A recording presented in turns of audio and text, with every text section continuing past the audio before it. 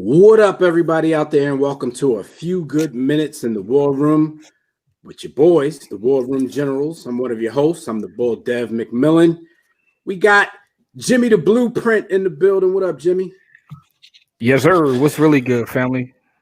And we got B. Austin, the Hot Block Commander, aka the Angry N. What up, man? Word. Sitting here being angry, calm, storm under the ocean, calm on top. All right. Well, as usual, we're going to come to you guys for a few good minutes. We want to talk about the NFL and the statement that Roger Goodell gave a few days ago about the NFL's stance now on players protesting, aka kneeling for the national anthem, and what that fight is for. He released an 81-second video all over social media. It's on Twitter if you need to see it. We're not going to play the whole video or read the entire statement. We're just going to give you the snippet that we felt was most important for what we want to talk about.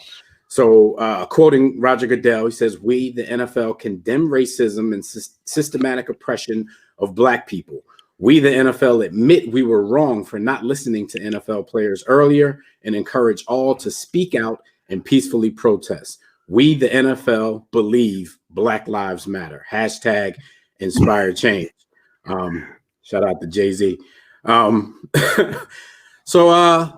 Fellas, we've been talking about this very subject for the past 3 or 4 years. It seems like it kind of took America to boil over, especially Black America, with the help of allies. It took everything to boil over for people to finally have this stance. We documented what happened with Drew Brees last week, where again he doubled down on not getting it, and after he got the backlash, now all of a sudden after a day he got it. He's apologized like 3 different times. He's starting to look desperate at this point. Do you guys believe that the statement by the NFL is sincere, or do you believe they're doing what a whole lot of other companies are doing right now, and which is basically saying what they need to say, to keep in good faith with Black people for one, and just other patrons altogether? Yo, common sense is an amazing thing, and the life of a child can be used as the analogy for everything that we'll do. Do you recall when your mom caught you or your dad caught you, and it wasn't even that you weren't necessarily remorseful for whatever it was that you were doing, but you knew the sting of ass whooping was coming. You knew the consequences, and so you were sorry. You were sorry. You wasn't necessarily sorry about what you did. You weren't necessarily sorry about the action per se. You were sorry about the consequence, the effect, not the cause. And as y'all know, cause and effect is my issue, right? Hashtag cause and effect. So you're not really concerned with the cause. You are concerned with the effect. And that's a part of the issue that we are having as African Americans, diasporans, Black people, whatever label you want to ascribe to us. Everything that I see going on with America, particularly white America, is effect based. We're having a conversation based on the effect. Nothing is dealing with the root. Even this apology, even all of this going on now, it's reactionary. It's a reaction. So while it was well crafted, it was well thought of, it came, at whatever time it came. Roger Goodell is just scared or considering the proverbial switch. Yeah, he doesn't want to be Drew Brees, and he's scared of that switch that's about to hit his legs. Mom Duke about to pop them legs, and he don't. That sting is real. It's not a remorseful thing. And throughout history, you can go all the way back to like Abraham Lincoln. Abraham Lincoln didn't want to free the slaves. If he could have ended the Civil War without freeing the slaves, he even said that he would have. Like, he said that. He actually said that. That's not even like speculation. Make him a hero. Yet he's still a hero. He's still a hero. Yeah. I mean, he's only a hero to me because he killed vampires, but that's either here or there. So basically, JW, what you guys are saying is take this gun. 30, 40, this gun away years from now, that Roger Goodell, by doing this, is going to come out differently, looking like he's on the right side of history. He's going to be Abraham Lincoln of the NFL. What's your thoughts, Jim? Of course. I think it's funny that people are still fighting on the other side of that, because what you just said is important, because how history will be told. But I have a lot of problems with this, man. Like, well, for one, I'm shocked that they got the NFL have been like, and I understand that corporate America is pandering right now. Shout out to all the emails and tweets. I don't mean a thing to me. Like, none of that means anything to me. And then you talk about inspired change. How about make change? You're in a position of power to make change. So you want to sit out here and tell us to inspire change? Man, FOH, what are you going to do to put us in any position of power within your organization? Don't tell me about your inspired change. FOH, what's your inspired change? Come on, man. You're sitting at the head of the throne of probably the most powerful sports organization. Talk about I want inspired change. Listen, man. It's like, it's not to cut you off, brother, but it's like we have. It took all of this to get you to apologize, and you want us to be thankful that you're apologizing. And that's not just Roger Goodell. Right. That's just across the board. And that's what I wanted to. Oh my God. That's what I kind of wanted to add when you went to your cause and effect. I'm like, well, what's different now? Because there was a cause and effect back when, the NFL wouldn't do anything and they, stood stubborn on this whole thing. I think the difference now is we've witnessed protests. We've witnessed the Black American sentiment get to a place of, I guess, physical protests in the form of looting and stuff like that. I think everybody's just looking after their entities right now. People don't want to see stadiums getting trashed. So everybody, like you guys said, all the emails that you're getting, every company is coming out to say something positive, to say they're behind the Black community. But the question is, what are you going to do to prove that besides these words? They're going to inspire change, Dev. They're going to inspire change. And we talked about this in plenty of conversations, different conversations, online, offline. Like, when this wears off and they finish saying all the nice stuff that they're going to say about the Black community, where are we going to be left? Is it going to be status quo and, being the forgiving people that we are? Are we going to forgive people and then live the same way for the next 50 years before we, have another uprising? Like, how is this going to play out? That's a great question, and a part of why what we do is so important. We're committed to the sports media community, but quite frankly, as intelligent, educated, angry Black men living in America, we basically do what we want with our platform. So we're going to always attack these issues. So hopefully we help influence the narrative. But to your point, I don't even think Black America per se is prepared to do anything with this potential opportunity that's in front of us, if you even consider it an opportunity. Because I don't know who said it. I want to give credit to my brother JW in saying all these apologies and all of this, pandering and all of this turmoil and all of this, energy. What Black people are sitting in the boardrooms of these companies, right? So the cult of these companies are influenced by those that don't look like us. And so there is a remorseful air. And I don't question the nature of any individual's commitment to being remorseful and commitment to one, like on an individual basis. I can, no one can say what you feel except for God. But as a whole, based on actions, look, man, we've seen this movie before. The boiling pot, it's boiled over before. This is all happened previously.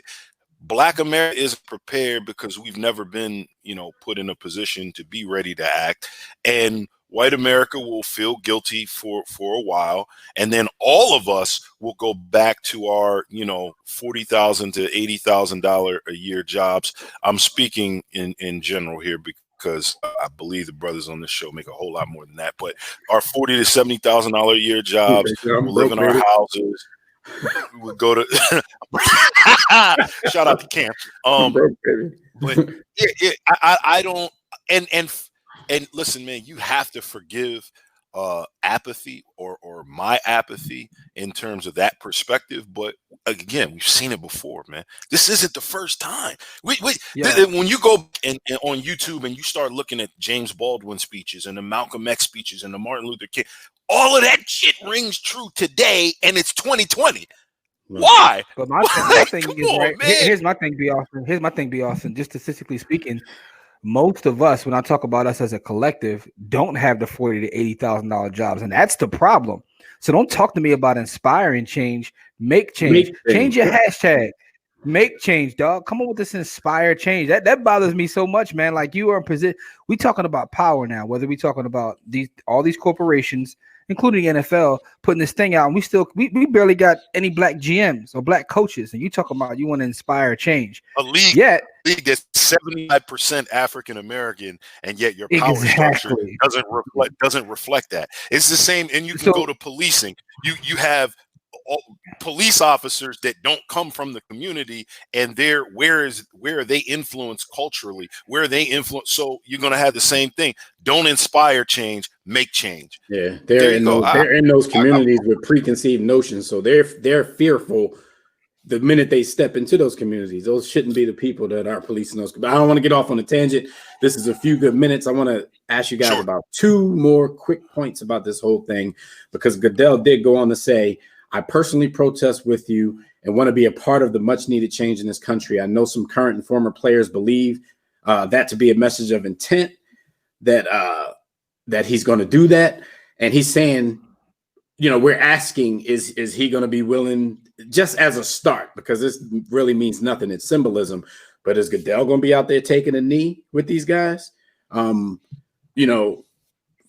all the people who thought that it was disrespectful to the flag, like, let's kind of put your money where your mouth is.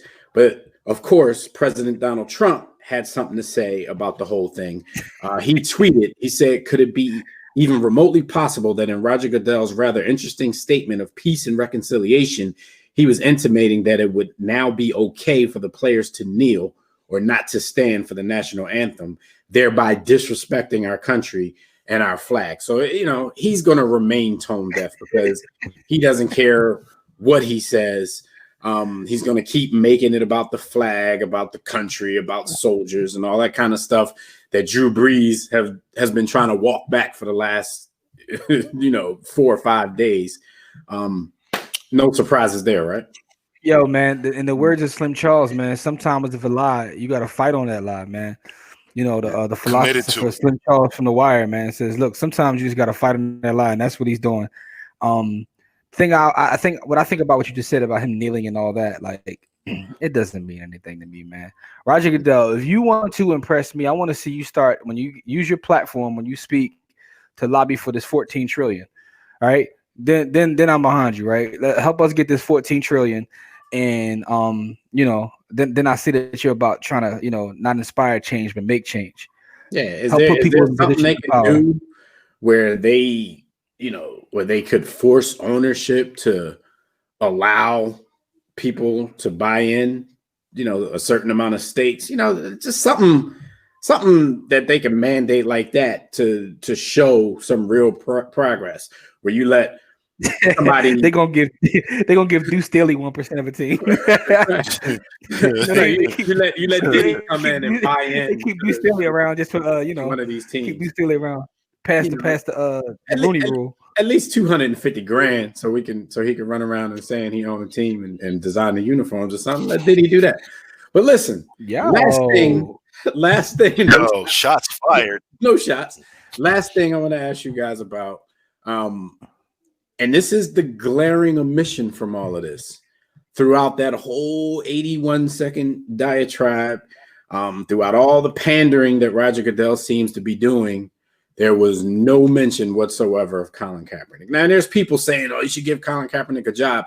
I'm long past Colin Kaepernick getting a job. I've always told you guys, and I think for the most part, I think you guys agree, like at this point, Colin Kaepernick working for this organization really does nothing for the legacy of Colin Kaepernick.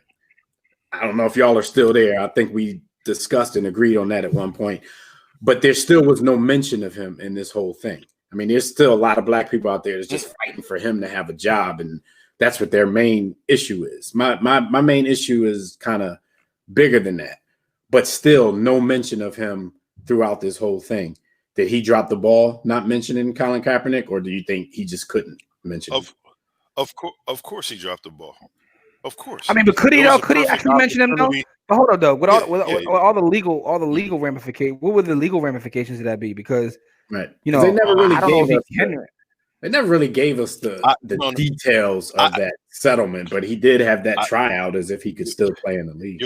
I think he did. He does owe him an apology. I'm not saying he doesn't owe him an apology. I'm saying I don't know whether he could speak on him or not. But to Dev's point, apology would admit guilt. Admit culpability, right? To Dev's point, to me, he's better off staying away from the organization, right? Because and we talk about how this will play out in history. He's going to be a legend, and even a bigger legend than guys who've won multiple Super Bowls. But when the story that this country is told, we're going to know about Colin Kaepernick. Like nobody's going to really care in the grand scheme of things about Ben Roethlisberger. Right. Won multiple chips. Johnson. I got you can name a bunch of guys, but in history, he's going to be elevated. I got a feeling that somebody's going to come calling, and then when Kaepernick or if Kaepernick doesn't respond to that, or he doesn't come back to whoever and whatever calls him, then you're going to have the people who are still against him try to use that against him. See, they came and asked him for a job, but at some point they'll never, because they want it to be that way, they'll never realize that sometimes it's just too late. You know what I'm saying? The damage is done, but nobody will. The damage is done, and the years, you got to look at a football player's career in dog years, right? So, dude has been away from for basically 4 seasons now, I believe, and I don't give a damn what Jerry Jones is doing with Aldon Smith down there in Dallas. You can't stay away 3, 4, 5 years and be the same player and compete at the same level you were in your prime. Not saying that if Cap had continued playing at that particular position, I believe we would still be looking at him and say he's quasi kind of still in his prime. But being away from the game, it'll take him 2 years just to get back to a level. And how much playing time is he really going to get? You don't bring Colin Kaepernick back at this point, I don't think, to be a starter. You have to earn that. So where do you see, what's the upside? Unless he just really, really, really wants to play football. He's making a bigger impact in the world not playing. Oh, of course. Yeah. You know what I'm saying? So it's like he's gonna be, he's gonna be looked at like John Carlos and Tommy Smith, like when at the end of the day, and that's like that image of him on the knee is iconic at this point. So a lot of people that disrespect him or say things about him, they don't understand what they're doing, and they don't read, because if you read throughout history, I guess it doesn't matter though when you just change the narrative, because now everybody loves MLK. You didn't love him then; he was the most hated man in America, but now everybody loves him. Everybody loves Muhammad Ali. Yeah. So I guess when you get this change in narrative, you can be an asshole now, because in 20 years you're going to tell the story and say, "Oh no, I took a knee with him." Like the good thing about this is though, man, I was right there. I went to the game. I went to the game, and when Cap knelt, I knelt too. Yeah. That's what it goes on. 30 years. We got screenshots now, beloved. Right. 30 years from now, we're still fighting for, civil rights in this country. White people are going to be out here quoting Colin Kaepernick, and I'm going to be laughing my old ass off. Yeah. And they're going to be talking about the white man named Tupac, because they're going to make him white too. But listen, my thing is, problem is y'all got to stop fighting for civil rights and start fighting for silver rights. Shout out to Elijah Muhammad. What you did there. Bars. But back to that question about the apology though. Yeah. No, the apology. I know everything that y'all said was true. Like he may not be able to, but I just feel from an idealist perspective, it would have been the right thing to do. Consequences and repercussions be damned. The right thing to do. And you have shared this with us, Dev. Protests and standing up for something really don't mean as much if you're not taking a risk. You know, what's the risk to Roger Goodell in 81-second apology? There would have been some risk if he came out and tied the apology to, you know what, we apologize also to the of fighting this oppression or fighting this. Colin Kaepernick, I know and understood what you were doing at the time. And yes, we were wrong, right? But adding that in is going a bridge too far, because what they're looking at to the right. What would have been the effect of him doing that, though? Just cause and effect, right? Oh, man. The effect would have been the effect would have been lawsuits. No. Listen, there would have been the effect would have been everything he's doing now to pander. He would have thrown it all out of the window by apologizing to Kaepernick, because black people would have been up in arms, like, he finally admitted it. But yo, we gotta go, man. This is supposed to be. At this point, right? We already 20 minutes in. I think we can officially change this from a few good minutes to inside. It's the inside at this point, doggy. Everybody, just forget what we said when we introed the show. This is we're gonna put this in a whole other category now. This is inside the room. Yeah. So, any final thoughts since we running up on 25? Yo, man, rest in peace to George McAtee. Rest in peace to the FedEx driver that got dragged. Rest in peace to Miss Kelly. Rest in peace to the 2 other people in Indianapolis who were killed. Yo, man, sardanically, shout out to the cops that are turning off their body cams when they put their pain in. McAtee was murdered by race soldiers. The FedEx driver was dragged by someone else. I believe that was racially motivated. Miss Kelly in Davenport, Iowa was also killed, allegedly by a group of people driving around vehicles that were spotting and shooting at protesters. And the other 2 folks in Indianapolis were not clear on what killed them. But these are all people that have passed on to the great beyond after and since George Floyd's death. So it hasn't stopped. I mean, police are still actively, in the situations that they're in, sort of quote unquote policing these protests and riots or whatever. Black people are still dying because of this, and I don't see it ever stopping. Police in New York is out here angrily screaming for respect because, what happened in Minnesota. Oh, and they're driving in the crowds. The New York police are driving. That video you showed me, Jim, that just didn't age well, because immediately after he made that impassioned speech for us to show them respect, and how most of the interactions that they have are overwhelmingly positive. Like, somebody put video to that from just this last week alone, with New York cops doing a lot of unnecessary things to protesters. So it's like, come on, dog. Come on. But look, NFL, we'll see you. You know what I'm saying? We hear what you're saying, but nobody's really going to take it to heart. Nobody's going to believe it until you, like Jimmy said, make change. Like, inspiring. Here's my last thought on the whole thing, man. It's not enough. First of all, because you don't really inspire anything. Everybody's been against you for the last few years. So there's nothing inspirational about that. So let's skip the inspire change and all the hashtags and the fancy titles, and actually start to make some change. Make change. Absolutely, man. I just want to say, first off, man, shout out to everybody out there who, put the energy forth to start making these things happen. Because I know that the quote unquote looters and rioters got a bad rap, but you see what happens when you tear some shit up. Also, shout out to Bob Johnson, man, for putting the play together, man, because he actually came out with numbers, how to do it, data, and there's a lot of people who've been fighting this fight. But yo, Roger Goodell, help us get this 14 trillion, beloved. Let's use this opportunity to actually to make some change and put people in a position of power to really, and I'm all about like independent nation building. So take that money and do our own thing. Risk something. Independence over acceptance. Always risk something. Always. Independence over cause and effect. Hashtag. You got it, man. Brother Dev is risk something. Jimmy is independence over acceptance, and I'm cause and effect. No doubt. All right, everybody. So, mic drop. Like I said, despite what you heard in the open, this has been another episode of Inside the War Room with your host, the War Room General. So for JW, the Blueprint, for B. Austin, the HBC, I'm the boy Dev. Make sure you check out everything we do at warroomsports.com. Check out our YouTube channel at War Room Sports, War Room Sports TV, War Room Sports Podcast Network, everything War Room Sports. And we'll see you guys next time. Don't accept mediocrity and be steadfast in the war against ignorance. We'll see you chumps on Catch top. Jimmy on Christian Mingle. Catch Jimmy on Christian Mingle, ladies. He'll pray. Farmers only, dog. You don't have to be lonely at Farmers Only. That's a wrap.